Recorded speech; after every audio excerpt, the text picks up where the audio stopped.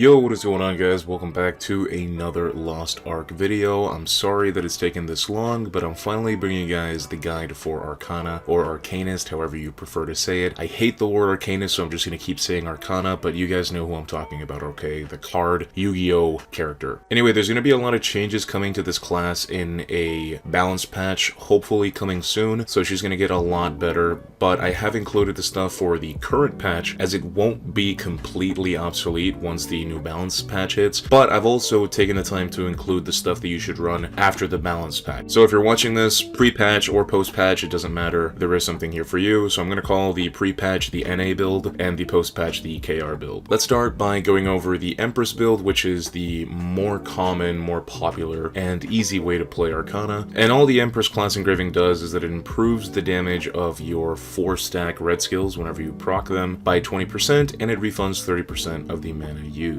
For your stats, you're going to want spec and crit, which means you want a crit spec necklace and spec on the rest of your accessories. For your skills, you're going to use Call of Destiny with nimble movement, quick draw, and chain attack. Return with weakness exposure, concentrated card, and exposed darkness. Scratch Dealer with excellent mobility, weak point attack, and safety device. Quadra Accelerate with nimble movement and card draw. Spiral Edge with quick prep, ruthless shot, and quick pace. Serendipity with piercing strike, enhanced strike, and intended luck. Celestial Rain with vital point hit, enhanced strike, and weak point detection. Secret Garden with vital point hit, perfect secret, and secret chance. For the tripods, you're going to want to level with the new tripod system, which lets you max out 18 tripods. You're going to want to pick all of your tripods except the ones for Serendipity. For your awakening, you're going to be using Deathbound, which increases the damage it deals based on how many stacks you have. So if you have 4 stacks, you can use your awakening and it doesn't lose the amount of stacks that you have, so you can immediately do a DPS skill right afterwards. For your runes, you're going to want a protection rune on Celestial Rain, Secret Garden, and Serendipity so that you can proc Barricade, Gale Wind on Quadra Accelerate, Scratch Dealer, and Spiral Edge, Bleed or Quick Recharge on Call of Destiny, and Rage or Purify on Return. For your gems, you're going to want a Damage gem on Celestial Rain, Secret Garden, and Serendipity, and for CDR, you're going to need one for each and every single one of your skills. For your engravings, you're going to be using Grudge, Hitmaster, Barricade, Curse Doll, Adrenaline 2, and Empress 1 on a 5-3 setup, and then optimally you would want Adrenaline 3 once we get Ancient Relic accessories. For your gear, you're going to want Harsh Oath at 1370 with Argos, and for your relic set, you're going to want to go for 6-piece Nightmare. And I say this in every video, but I think everybody knows this by now. For your cards, you're going to want Lost Wind Cliff or Light of Salvation. Now, like I said, the difference between the pre-patch and the post-patch build is that for your engravings, you're going to want to swap out Barricade for Raid Captain because they changed the amount of meter that you gain from proccing 4-stack red skills. So you're going to be using Wealth Runes on your red skills instead, and you're not going to be using Call of Destiny to draw your cards since that tripod got nerfed. You're instead going to rely on, filling up your bar very quickly by proccing multiple 4-stack red skills. And because we're not going to use Call of Destiny anymore, and you're going to be using red skills more often, you can use 4 of a kind, which is getting fresh and buffed up new tripods.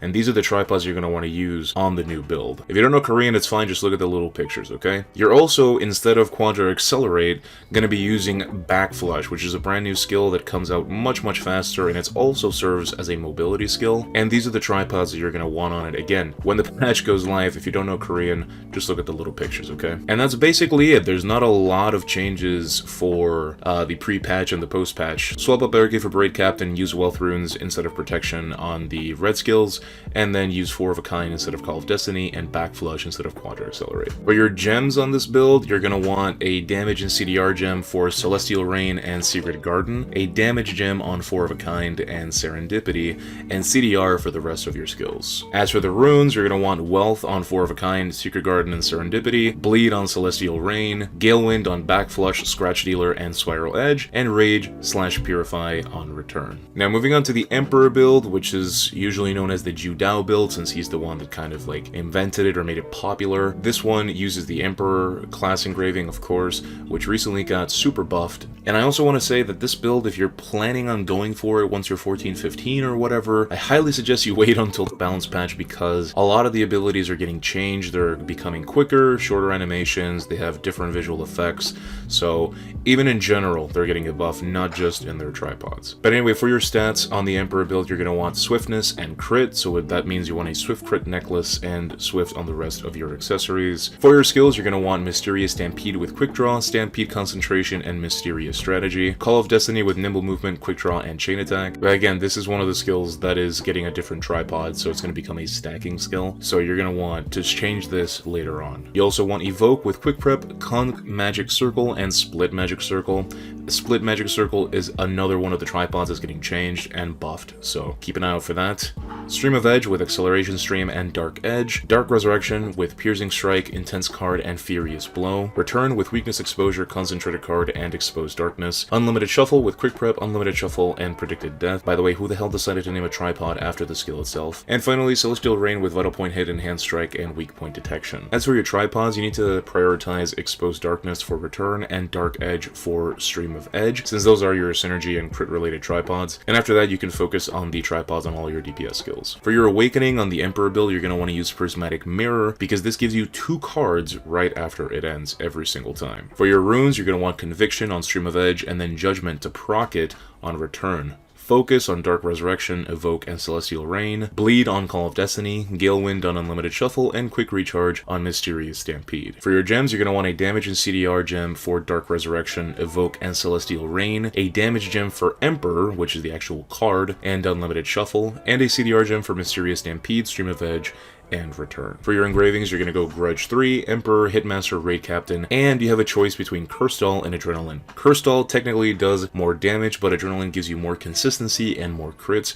I personally recommend Adrenaline over Curse Doll. You don't have to deal with the negative, which is one of the biggest benefits, and you have the increased crit chance, which a lot of the times over a long fight period or a long DPS phase does end up outdamaging Curse Doll because you're hitting harder on the rest of your abilities with the crit. For your gear set at 1370, if you are going to build this at 1370 for some reason, I recommend Preordained for the extra crit chance, and for your full relic set, you can either go 2-piece Nightmare and 4-piece Dominion, or just go 6-piece Dominion. And finally, I'm going to include a Chaos Dungeon build, and this does use the Emperor engraving because the whole point of this build is to draw as many cards as possible so that you can draw the Emperor card and wipe out the whole room. You can get kind of unlucky sometimes, but honestly, this is the most effective way to clear Chaos Dungeons with Arcana.